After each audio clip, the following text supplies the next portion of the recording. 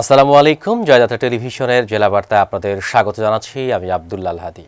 পুরো সংবাদ শুরু করব, তবে তার আগে জানিয়ে দিচ্ছি বার্তা শিরোনামগুলো।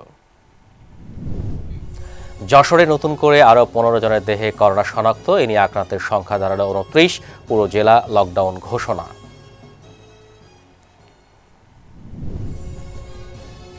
সারা দেশে সরকারি বেসরকারি উদ্যোগে ত্রাণ সহায়তা অব্যাহত। পটুয়াখালীর গলাচিপায় ফেয়ার কার্ডের চাল বিতরণে অনিয়মের অভিযোগ। এবং সিরাজগঞ্জ পৌর এলাকায় আমপাড়াকে কেন্দ্র করে 4টি বাড়ি ভাঙচুর, নগদ 5 লক্ষ টাকা লুটপাটের অভিযোগ। ঘটনায় উভয় পক্ষের 2 জন আটক। এতক্ষণ শুনছিলেন জেলা বার্তা শিরোনাম, এবারে বিস্তারিত। যশোরে নতুন করে আরও 15 জনের দেহে করোনা শনাক্ত হয়েছে।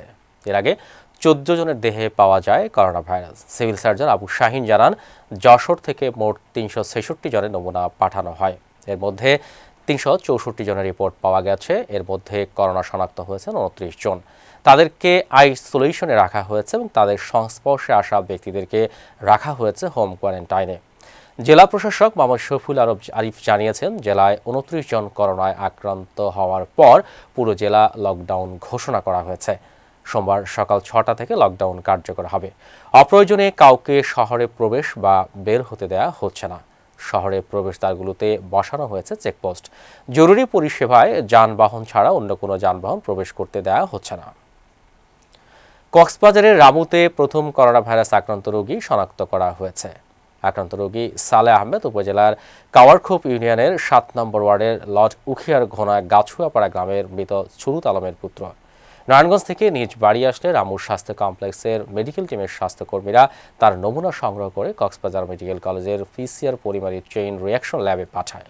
ওই দিন রামু উপজেলা প্রশাসন প্রণয় চাকমা তার বাড়ি লকডাউন করেন। এ নিয়ে কক্সবাজারে মোট 20 জন করোনা ভাইরাস আক্রান্ত রোগী শনাক্ত করা হলো। রামু উপজেলার স্বাস্থ্য ও পরিবার পরিকল্পনা কর্মকর্তা ডাক্তার নোবেল কুমার বড়ুয়া বলেন, সালেহ আহমেদ রামুতে আসার খবর পাওয়ার সাথে সাথেই আমরা তার নমুনা সংগ্রহ করে কক্সবাজার মেডিকেল কলেজ ল্যাবে পাঠাই। মানুষ মানুষের জন্য, এটাই হোক আমাদের অঙ্গীকার।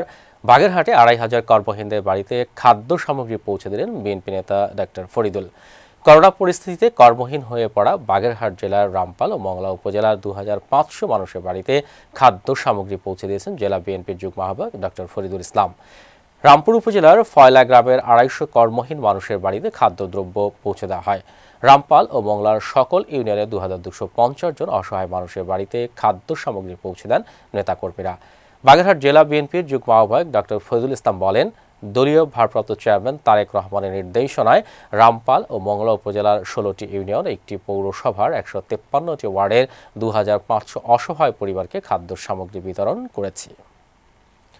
নারায়ণগঞ্জের ফতুল্লার লালখা এলাকায় বিশিষ্ট সমাজসেবক ও হৃদয় গ্রুপের চেয়ারম্যান তৈবুর রহমান তৈবের নিজ অর্থায়নে 500টি গরিব অসহায় পরিবারের মাঝে ইফতার সামগ্রী বিতরণ করা হয়।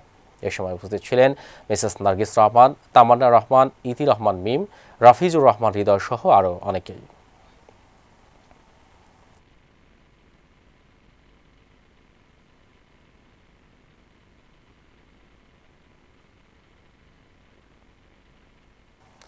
কুষ্টিয়ার দৌলতপুর উপজেলার ডাকমরকা, জয়পুর সহ বিভিন্ন জায়গায় 680টি অসহায় কর্মহীন পরিবারের মাঝে খাদ্য সামগ্রী বিতরণ করা হয়। এসব খাদ্য সামগ্রী পেয়ে অসহায় মানুষের মুখে হাসি ফুটতে দেখা যায়। এ সময় উপস্থিত ছিলেন আল সালে লাইফলাইন এন্টারপ্রাইজ বাংলাদেশ লিমিটেড কোম্পানির প্রকল্প পরিচালক মোহাম্মদ মামুনুর রশিদ। বিশিষ্ট সমাজসেবক হাজী হুমায়ুন কবির বলেন, করোনা পরিস্থিতি স্বাভাবিক না হওয়া পর্যন্ত এই সংস্থার পক্ষ থেকে অসহায় ও কর্মহীন মানুষের মাঝে খাদ্য সহায়তা অব্যাহত রাখা হবে। কোম্পানির চেয়ারম্যান মেজর অবসরপ্রাপ্ত আব্দুল মান্নান এমপির সার্বিক সহযোগিতায় Comilla service cell office incharge ও এএমডি আশরাফুদ্দিন পলাশের নেতৃত্বে কুমিল্লা নগরীর টমসম ব্রিজ সাংগঠনিক অফিস কার্যালয়ের সামনে খাদ্য সামগ্রী বিতরণ করা হয়। কোম্পানির সিইও নূর মাহমুদ ভূঁইয়ার অনুপ্রেরণায় ও কোম্পানির ডিএমডি এস এম ফরিদুল আলমের মহোদয়ের সার্বিক ব্যবস্থাপনায় এই কার্যক্রম অব্যাহত থাকবে। তিনি জানান, আমরা করোনা ভাইরাসের কারণে কর্মহীন ও হতদরিদ্র সহ নানা শ্রেণী পেশার মানুষকে খাদ্য সামগ্রী ও নিত্য প্রয়োজনীয় জিনিস প্রদান করে আসছি। এ সময় উপস্থিত ছিলেন কোম্পানির SGM S M Rashid Hasan Ripon প্রমুখ। দূর থেকে বাঁশ ঝাড়টির দিকে তাকালে মনে হয় যেন ফুলে ফুলে সাদা। কাছাকাছি আসতেই শোনা যায় কক কক শব্দ। চারিদিক মুখরিত হয় সেই শব্দে। প্রতিদিন সকালে ঝাঁকে ঝাঁকে বের হয়ে যায় খাদ্যের সন্ধানে। সারাদিন নদী-নালা, খাল, বিল, পুকুর ডোবায় গিয়ে খাদ্যের চাহিদা মেটায়। এমনই এক দৃশ্য দেখা যায় টাঙ্গাইল জেলার গোপালপুর উপজেলার মির্জাপুর ইউনিয়নের নবধুলটিয়া গ্রামের মৃত শুকুর আলীর বাড়িতে। বাড়িটি এলাকায় বর্তমানে বকবাড়ি নামে চেনেন সবাই। সারাদিন বিভিন্ন স্থান থেকে খাদ্য গ্রহণ করে সন্ধ্যার অন্ধকার নেমে আসার আগেই পাখিগুলো বাসায় ফিরে আসে। ভোরে ঝাঁকে ঝাঁকে উড়ে যাওয়া বকের দৃশ্য আর সন্ধ্যায় বাসায় ফেরার প্রতিযোগিতা দেখলে হৃদয় জুড়িয়ে যায়। উপজেলার আর কোথাও একসাথে এতগুলো বক দেখা যায় না। কৌতূহলী মানুষ এই অপরূপ দৃশ্য দেখে মুগ্ধ হয় প্রতিদিন। এলাকার মানুষও বাড়িটির নাম পরিবর্তন করে ফেলেছে। শুকুরের বাড়িটি এখন বকবাড়ি হিসেবে পরিচিত হয়ে গেছে। কক্সবাজারের রামুর বাসিন্দা জিন্নাত আলী চট্টগ্রাম মেডিকেল কলেজ হাসপাতালের নিউরোসার্জারি বিভাগে চিকিৎসাধীন অবস্থায় মারা গেছে। এর আগে তাকে লাইফ সাপোর্টে রাখা হয়েছিল। ভোররাতে তিনি মৃত্যুবরণ করেন বলে নিশ্চিত করেছে জিন্নাতের বড় ভাই ইলিয়াস আলী।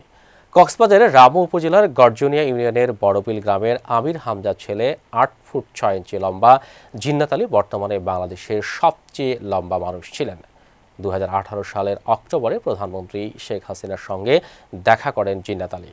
২০১৮ সালের অক্টোবরে জিন্নাত আলীকে চিকিৎসার জন্য রাজধানী ঢাকায় বঙ্গবন্ধু শেখ মুজিব মেডিকেল বিশ্ববিদ্যালয়ে ভর্তি করা হয়।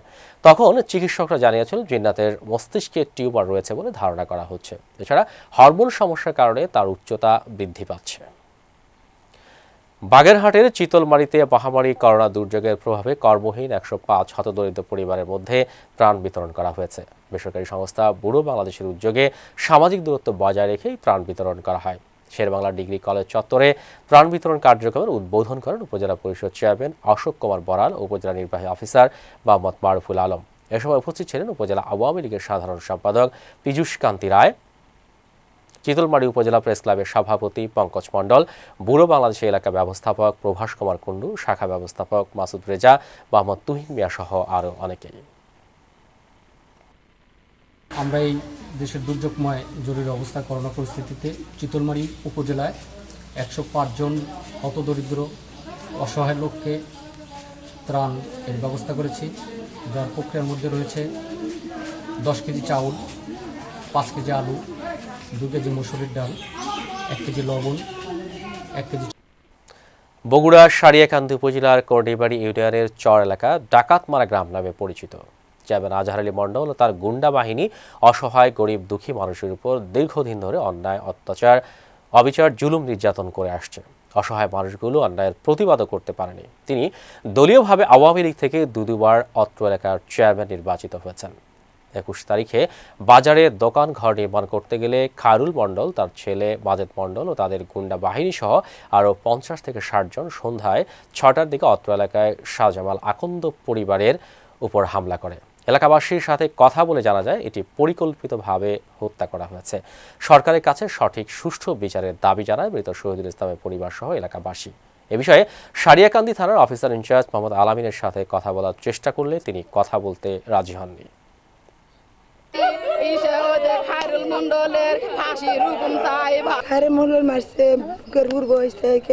আজিদুল আর বেটা মুই ধরতেছি আমার সঙ্গে মারছে।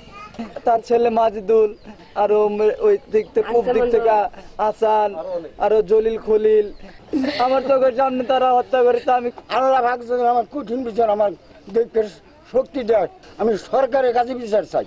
আমার বাবাকে মারছে, আমার বাবাকে যারা যারা মারছে তাকে ফাঁসি চাই আমি। আমার বাবার যে একটা এই কুশির মধ্যে যে একটা ড্যাগার মেরে এইভাবে মুসুর দিল। তখন আমার বাবা কইছে, ভাই তুমি আমার বাবা, তোমার কাছে আমি ভিক্ষা জান ভিক্ষা চাই। করোনা ভাইরাসের কারণে লকডাউনের পরিস্থিতিতে কর্মহীন অসহায় ছিন্নমূল মানুষের মাঝে রান্না করা ইফতারি বিতরণ করেছে ছাত্রলীগের পদ প্রত্যাশী কর্মীরা। তথ্য প্রতিমন্ত্রী আলহাজ ডাক্তার মুরাদ হাসান এমপি নির্দেশনায় ইফতারি বিতরণ করা হয়। রান্না করা ইফতারি পেয়ে খুশি ছিন্নমূল হতদরিদ্র মানুষেরা। ছাত্রলীগের সভাপতি প্রার্থী শরীফ আহমেদ নীরবের নেতৃত্বে একটি দল উপজেলার কামরাবাদ ইউনিয়নের নিউ গাটাঙ্গর গ্রামে পৌরসভার শিমলা বাজার, রেল স্টেশন এলাকা, বাউসি বাজার এলাকায় ছিন্নমূল মানুষের মাঝে রান্না করা প্যাকেটজাত করে ইফতারি বিতরণ করেছে ছাত্রলীগের কর্মীরা। এ সময় নাইবুর রহমান দুর্জয়, জুয়েল রানা জিতু, আরিফুর রহমান রবিন, ঢাকা কলেজ ছাত্রলীগ নেতা বিল্লাল হোসেন, শামীম হোসেন সুমন সহ প্রমুখ উপস্থিত ছিলেন।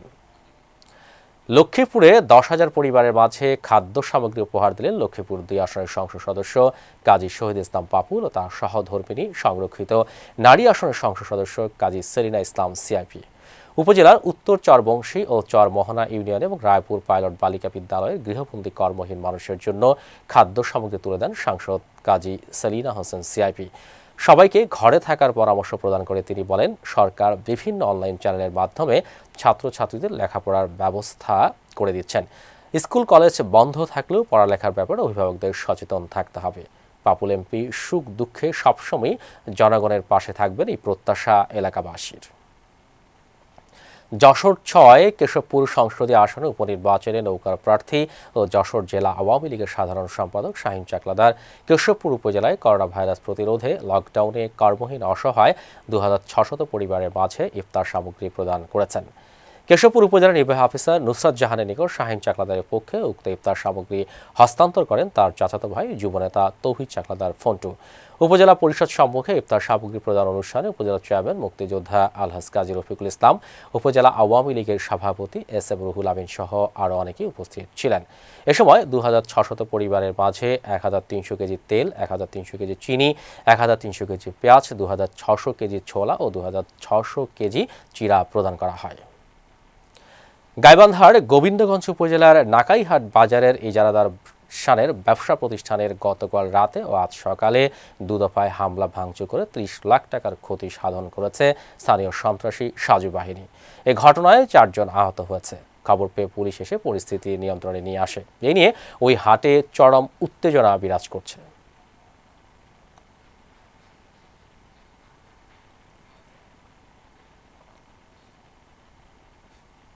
কেশবপুর উপজেলা প্রেস ক্লাবের সাংবাদিকদের করোনা ভাইরাস প্রতিরোধে ঝুঁকি নিয়ে সংবাদ সংগ্রহ করে উপজেলাবাসীকে তথ্য সেবা প্রদান করায় প্রণোদনা হিসেবে নগদ অর্থ প্রদান করা হয়েছে।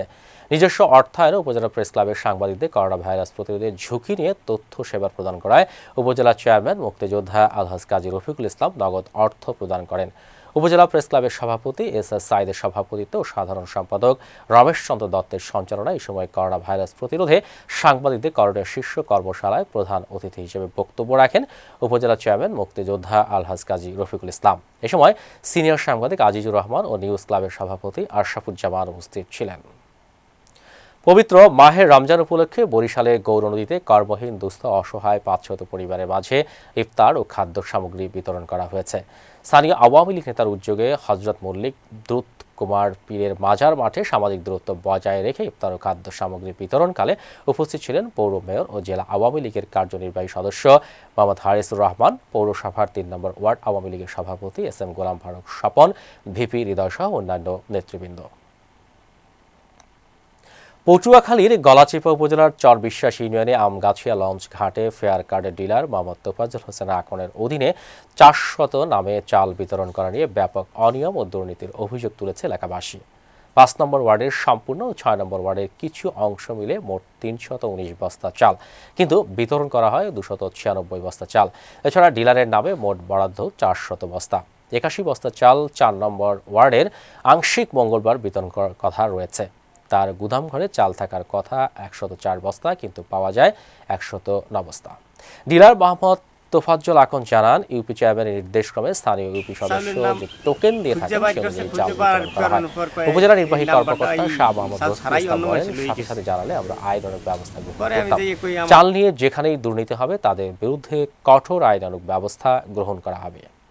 আরেকজন এনে সুন্দর করে টাকা নেওয়ার পরে চাল দেয়, কিন্তু আমি ওইখানে ছিলাম, তার কাছে গেছে যে ভাই আপনি বললেন যে না আমার ভাইরা চাল নেছে, না আমার 2 ভাইরা 1 ভাই চাল নেন, আমার চালটা কোথায়? বলে বেটা তুই এই কোনো সরার নাল করতে তোর পিডন শুরু করে। এখানে 10টা চাল দেওয়া আছে আমার এখানে। ওই সময় বিল করে আমি বসে বিকালে আমার জ্বরের কারণে বাড়ি চলে গেছি।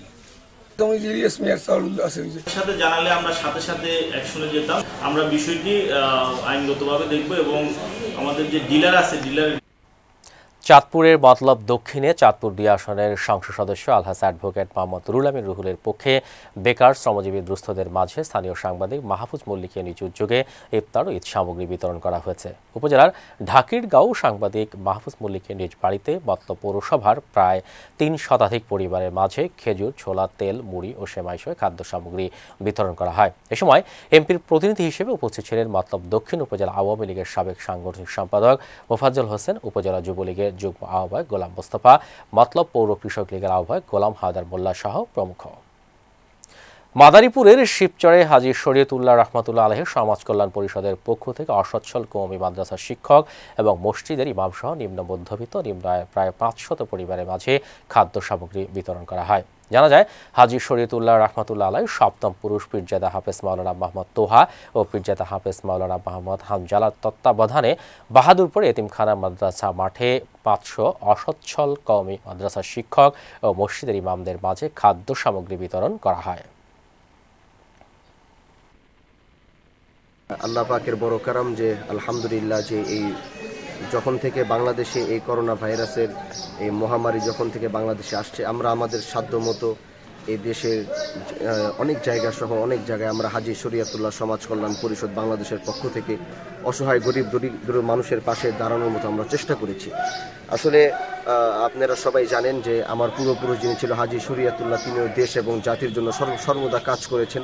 তো আমরা ওনারই নামে একটা সংগঠন করেছি, যে সংগঠনের নাম আমরা দিয়েছি হাজী শরীয়তুল্লাহ সমাজ কল্যাণ পরিষদ বাংলা। সিরাজগঞ্জ পৌর এলাকায় আমপাড়াকে কেন্দ্র করে 4টি বাড়ি ভাঙচুর ও নগদ 5 লক্ষ টাকা লুটপাটের অভিযোগ উঠেছে। এ ঘটনায় উভয় পক্ষের 2 জনকে আটক করেছে সদর থানার পুলিশ। শহরের পৌর এলাকার নতুন ভাঙাবাড়ি গ্রামে এই ঘটনা ঘটে। আটককৃতরা হলে নতুন ভাঙাবাড়ি এলাকার মৃত মাজদার হোসেনের ছেলে আলতাফ হোসেন, শরীফুলের স্ত্রী ফারজানা বেগম। সরেজমিনে গিয়ে দেখা যায় আলতাফ হোসেনের বাড়ির আঙিনায় 2টি আম গাছ থেকে জোরপূর্বক ইমন ও শয়ন আম পেড়ে নিয়ে যায়। এ সময় আলতাফের স্ত্রী বাধা দিলে উভয় পক্ষের মধ্যে সংঘর্ষ বাধে। এ ঘটনায় ইমন, শরীফুল, ইসমাইল, সুমন, মেরাজ, মিজানুর গংরা দেশীয় অস্ত্র নিয়ে আলতাফের বাড়িসহ 3টি বাড়িতে হামলা চালিয়ে বাড়িঘর ভাঙচুর, আলতাফের ঘরে রাখা জমি বিক্রির 5 লক্ষ টাকা লুট করে নিয়ে যায়। সদর থানা থেকে পুলিশ ঘটনাস্থলে পৌঁছে উভয় পক্ষের 2 জনকে আটক করে থানায় নিয়ে যায়। সিরাজগঞ্জ পৌর এলাকা 6 নম্বর ওয়ার্ডের কাউন্সিলর শাহাদত হোসেন জানান, আমপাড়াকে কেন্দ্র করে দুপক্ষের মধ্যে ভাঙচুরের ঘটনা ঘটে। শাহাদত, তারপরে জিয়েল, তরিগুল, মতিন, সরোয়ার, এরা সব বিটামিন লেগে এসে আমার ডাক দিছে, তোমরা আপস করবো না, আমরা আপস করবো। বিটামিন লেগে এসে মিটিং লেগে আসার পরে উনিরা আবার 2 কথা কওয়ার পরে ওরা লোক জোগাড় থিয়া ছিল, পরিকল্পিতভাবে জোগাড় থিয়ে এসে আমার লোক জোগাড় হারা দিছে, হারা দিয়ে পরিকল্পিতভাবে এরা আক্রমণ করে লুটপাট করে। করোনা ভাইরাসের সংক্রমণের কারণে কর্মহীন হয়ে পড়েছে দেশের প্রায় সকল মানুষ। খাদ্য সহায়তার জন্য অধিকাংশ মানুষই সরকারি কিংবা বেসরকারি বিভিন্ন ব্যক্তি ও প্রতিষ্ঠানের কাছে যেতে পারলেও এক শ্রেণীর মানুষ তাদের দুরবস্থার কথা কাউকেই বলতে পারছেন না। এরকম অসহায় মানুষদের সহযোগিতার জন্য এগিয়ে এসেছে রূপালী ব্যাংকের এক কর্মকর্তা। পিরোজপুর সদর উপজেলার রূপালী ব্যাংক লিমিটেডের হুলারহাট শাখার ব্যবস্থাপক মোহাম্মদ মিজানুর রহমান সুমন ফেসবুকের মাধ্যমে মানুষকে সহযোগিতা করার চেষ্টা চালিয়ে যাচ্ছে। যতদিন দেশে করোনার দুর্যোগ থাকবে ততদিন মানুষকে সহযোগিতার এই কার্যক্রম অব্যাহত থাকবে বলে জানান ব্যাংক কর্মকর্তা সুমন। এ পর্যন্ত তিনি 4 শতাধিক পরিবারের বাড়ি বাড়ি গিয়ে খাদ্য সামগ্রী বিতরণ করেছেন। গাজীপুরের শ্রীপুর উপজেলার বুধবার রাতে জয়নাবাজার আবদার এলাকায় মা ও 3 সন্তানকে গলা কেটে হত্যার ঘটনায় পারভেজ নামের একজনকে গ্রেপ্তার করেছে police bureau of investigation PBI. সে আদালতে স্বীকারোক্তিমূলক জবানবন্দি দিয়েছে বলে জানায় পিবিআই জানায়, হত্যার পূর্বে সে নুরা ও তার বোন হাওরিনকে ধর্ষণ করে এবং পরে গলা কেটে হত্যা করে।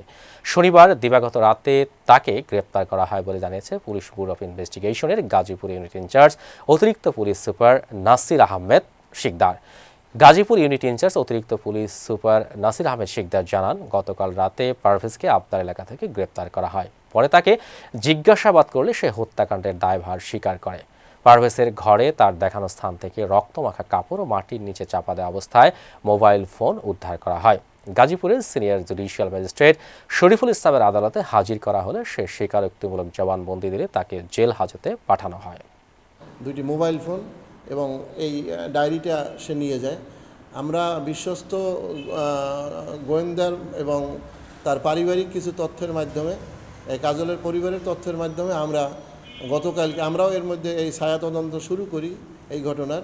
গতকালকে আমরা এই ঘটনা যে সংগঠন করছে সেই পারভেজকে জামালপুরের সরিষাবাড়িতে হতদরিদ্রদের পাশে সহযোগিতার হাত বাড়ালেন ভিজিটি ফাউন্ডেশন। উপজেলার শেঙ্গুয়া দারুল হুদা সিনিয়র ফাজিল মাদ্রাসা মাঠে 5 শতাধিক পরিবারের মাঝে ইফতার সামগ্রী তুলে দিয়ে কর্মসূচি শুরু করেন ভিজিটি ফাউন্ডেশনের প্রতিষ্ঠাতা চেয়ারম্যান লায়ন মোহাম্মদ শফিকুল ইসলাম। এতে ভিজিটি ফাউন্ডেশনের স্বেচ্ছাসেবক কমিটির আহ্বায়ক বিজয় টিভি সরিষাবাড়ির প্রতিনিধি সোহানুর রহমান সোহানের পরিচালনায় প্রধান অতিথি হিসেবে উদ্বোধন করেন সরিষাবাড়ি প্রেস ক্লাবের সহসভাপতি এম এ রফ। বিশেষ অতিথি হিসেবে সরিষাবাড়ি প্রেস ক্লাবের সাধারণ সম্পাদক মোহাম্মদ আবুল হোসেন, ঢাকা মিরপুরের IABS এর ডিরেক্টর হুমায়ুন কবির, দৈনিক সমকালের সরিষাবাড়ির প্রতিনিধি সোলাইমান হোসেন হরেক প্রমুখ সহ গণমাধ্যম কর্মী, এলাকার গণ্যমান্য বিভিন্ন ব্যক্তিবর্গ উপস্থিত ছিলেন। করোনা প্রাদুর্ভাবে কর্মহীন মানুষের সরকারের নির্দেশনা মেনে ঘরে থাকা নিশ্চিত করা ও অর্থাভাবে খাদ্য সংকটে পড়া দরিদ্র জনগোষ্ঠীর খাদ্য সংকট নিরসনের লক্ষ্যে মাহে রমজানকে সামনে রেখে 1000 কর্মহীন অসহায় পরিবারের মাঝে খাদ্য সামগ্রী প্রদান করেছেন আশুলিয়া ইউনিয়ন আওয়ামী লীগের যুব ও ক্রীড়া বিষয়ক সম্পাদক ও ইউপি মেম্বার রুহুল আমিন মণ্ডল। আশুলিয়া ইউনিয়নের পাড়াগ্রামের সহস্রাধিক পরিবারের মাঝে খাদ্য সামগ্রী বিতরণ করা হয়। সম্পূর্ণ ব্যক্তিগত অর্থায়নে এসব হতদরিদ্র জনগোষ্ঠীর পাশে দাঁড়াতে পেরে নিজের অনুভূতি জানাতে গিয়ে আওয়ামী লীগের এই নেতা বলেন, বিশ্ব স্বাস্থ্য সংস্থা করোনাকে মহামারী ঘোষণার পর থেকে সরকারের নির্দেশনাক্রমে সামাজিক দূরত্ব বজায় রাখতে গিয়ে কর্মহীন হয়ে পড়েছেন বলেও মন্তব্য করেন আওয়ামী লীগের এই নেতা। এই দুঃসময়ে সমাজের বিবেকবান এবং বিত্তশালীদের খাদ্য সামগ্রীতে সহায়তা করার নৈতিক দায়িত্ব বলেও মন্তব্য করেন রুহুল আমিন মণ্ডল।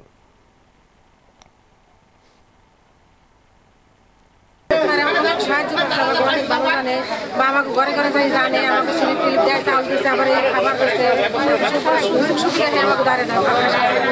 আপনারা ইতিমধ্যেই জানেন যে প্রাণঘাতী করোনা ভাইরাস সারা বিশ্বে ছড়িয়ে পড়েছে, তার প্রভাব আমাদের বাংলাদেশেও পড়েছে।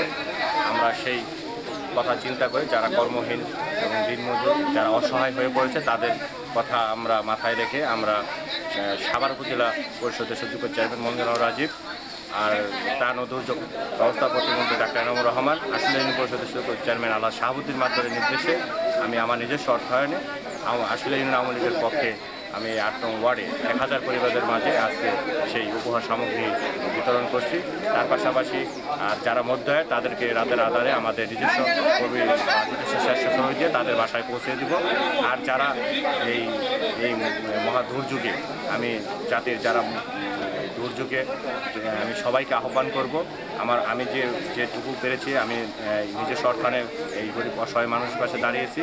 আপনারা যারা বিত্তশালী আপনারা তাদের পাশে সবাই দাঁড়ান, আর সবাই বিশাল আশা করব সবাই পাশে থাকবেন এই গরিব অসহায়। চাঁপাইনবাবগঞ্জ থেকে দ্বিতীয় দফা এবং শিবগঞ্জ থেকে প্রথমবারের মতো বিশেষ ব্যবস্থায় ধান কাটা শ্রমিক পাঠানো হলো। শিবগঞ্জ উপজেলা স্টেডিয়ামে 75 জন শ্রমিককে সরকারি নির্দেশনা মোতাবেক ধান কাটার জন্য জেলার বাইরে পাঠানো হলো। এ উপলক্ষে স্টেডিয়াম প্রাঙ্গণে আয়োজিত এক সংক্ষিপ্ত সমাবেশে উপস্থিত ছিলেন চাঁপাইনবাবগঞ্জ 1 শিবগঞ্জ আসনের সংসদ সদস্য ডক্টর সামিল উদ্দিন আহমেদ শিমুল, উপজেলা নির্বাহী কর্মকর্তা শিমুল আক্তার, চাঁপাইনবাবগঞ্জের অতিরিক্ত পুলিশ সুপার মাহবুব আলম খান, শিবগঞ্জ পৌর মেয়র কারিবুল হক রাজিন, শিবগঞ্জ থানার ওসি শামসুল আলম সহ অন্যান্যরা। শ্রমিকদের করোনা ভাইরাস সংক্রমণ থেকে রক্ষা পেতে স্বাস্থ্যবিধি নিয়ে আলোচনা ও ধান কাটাকালীন সময় সামাজিক দূরত্ব মেনে ধান কাটার পরামর্শ দেওয়া হয়। প্রাণঘাতী করোনা ভাইরাস প্রাদুর্ভাবে কর্মহীন হয়ে পড়া দিনমজুর অসহায় দরিদ্রদের মাঝে চাঁপাইনবাবগঞ্জের শিবগঞ্জে ও গুলনাহার কসিমউদ্দিন ফাউন্ডেশনের সৌজন্যে উপহারস্বরূপ ত্রাণ সামগ্রী বিতরণ করা হয়েছে। সামাজিক দূরত্ব বজায় রেখে মঙ্গলবার দুপুরে শিবগঞ্জ উপজেলার বিনোদপুর ডিগ্রি কলেজ চত্বরে শিবগঞ্জ উপজেলা পরিষদের চেয়ারম্যান সৈয়দ নজরুল ইসলাম সার্বিক সহযোগিতায় বিনোদপুর ইউনিয়নের 6 শতাধিক অসহায় দরিদ্র কর্মহীন অটো চালক, রিক্সা চালকদের মাঝে উপহার সামগ্রী বিতরণ করা হয়। উপহার সামগ্রী বিতরণকালে প্রধান অতিথি ছিলেন শিবগঞ্জ উপজেলা পরিষদের চেয়ারম্যান সৈয়দ নজরুল ইসলাম। বিশেষ অতিথি ছিলেন শিবগঞ্জ উপজেলা শাখা আওয়ামী লীগের সভাপতি আবু আহমেদ নাজবুল কবির মুক্তা, সাধারণ সম্পাদক আতিকুল ইসলাম চুটুল খান, বিনোদপুর ইউনিয়ন শাখা আওয়ামী লীগের সভাপতি দেলোয়ার হোসেন সহ প্রমুখ। এর আগে বৈশ্বিক মহামারী করোনা ভাইরাস প্রাদুর্ভাব সম্পর্কে সচেতনতামূলক আলোচনা ও স্বাস্থ্যসম্মত বিধি মেনে চলার পরামর্শ দেওয়া হয়। জাতীয় পুষ্টি সপ্তাহ উপলক্ষে টাঙ্গাইলের নাগরপুরে পুষ্টিকর খাবার বিতরণ করা হয়েছে। উপজেলা স্বাস্থ্য কমপ্লেক্স চত্বরে উপজেলা স্বাস্থ্য বিভাগ ও উপজেলা পুষ্টি সমন্বয় কমিটি কর্মসূচির আয়োজন করে। পুষ্টি উন্নয়নের বুনিয়াদ, খাদ্যের কথা ভাবলে পুষ্টির কথা ভাবুন এমন প্রতিপাদ্যে জাতীয় পুষ্টি সপ্তাহ পালিত হচ্ছে। করোনার কারণে সামাজিক দূরত্ব ব্যাহত হয় এমন কর্মসূচি রাখা হয়নি। উপজেলা নির্বাহী কর্মকর্তা সৈয়দ ফয়জুল ইসলাম উপজেলা সদরের ৬০ জন দুস্থ হতদরিদ্র নারী পুরুষের মাঝে পুষ্টিকর খাবারের প্যাকেজ বিতরণ করেন। এ সময় উপজেলা স্বাস্থ্য ও পরিবার পরিকল্পনা কর্মকর্তা ডাক্তার মোহাম্মদ রকুনুজ্জামান খান সহ প্রমুখ উপস্থিত ছিলেন। উপজেলা স্বাস্থ্য ও পরিবার পরিকল্পনা কর্মকর্তা ডাক্তার মোহাম্মদ রকুনুজ্জামান খান বলেন, পুষ্টিকর খাবার খেলে সুস্থ সবল জাতি গড়ে উঠবে। এখনকার জেলা বার্তা এটুকুই, তবে তার আগে জানিয়ে দিচ্ছি শিরোনামগুলো আরও একবার। যশোরে নতুন করে 15 জনের দেহে করোনা শনাক্ত, এ নিয়ে আক্রান্তের সংখ্যা দাঁড়ালো 29, পুরো জেলা লকডাউন ঘোষণা।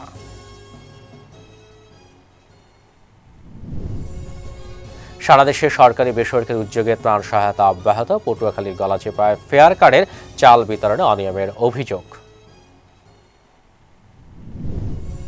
এবং সিরাজগঞ্জ পৌর এলাকায় আমপাড়াকে কেন্দ্র করে 4টি বাড়িঘর ভাঙচুর, নগদ 5 লক্ষ টাকা লুটপাটের অভিযোগ। ঘটনায় উভয় পক্ষের 2 জন আটক। এই ছিল জেলা বার্তায়। আমাদের পরবর্তী সংবাদ দেখার আমন্ত্রণ রইল। সারা দেশের সব খবর জানতে চোখ রাখুন জয়যাত্রা টেলিভিশনে। এতক্ষণ আমাদের সাথে থাকার জন্য ধন্যবাদ। আল্লাহ হাফেজ।